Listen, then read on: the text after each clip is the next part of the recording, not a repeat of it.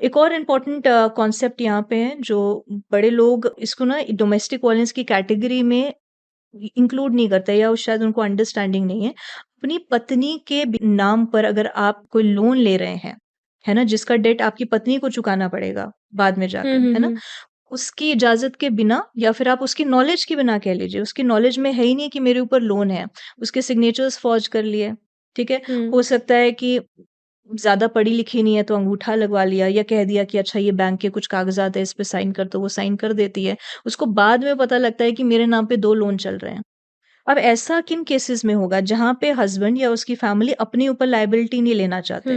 क्योंकि अगर आप लोन रीपे नहीं कर पा रहे हो, इन दैट केस होगा क्या? तो और उसके घर पे, उस लेडी के घर में बेचारे बैंक वाले रोज़ उसके घर में लगभग कोई लीगल नोटिस भेज रहे हैं, कोई बंदा भेज रहे हैं कि भई आपने पेमेंट करनी है, आप लोन चुकाइए वरना कोई लीगल एक्शन ले लेंगे, और हस्बैंड का कोई अता-पता ही नहीं।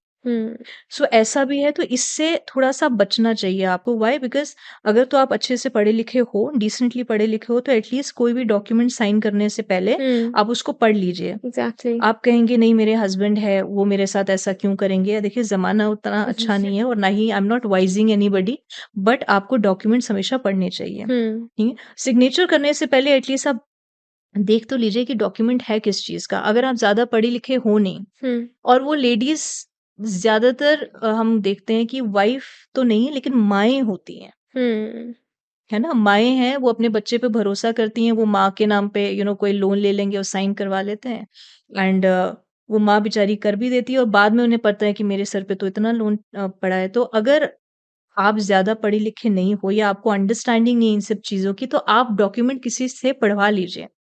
जो आपके कोई ख़ास है, उनसे पढ़वा लीजिए बिफोर साइनिंग इट। इस चीज़ का ध्यान रखें आप।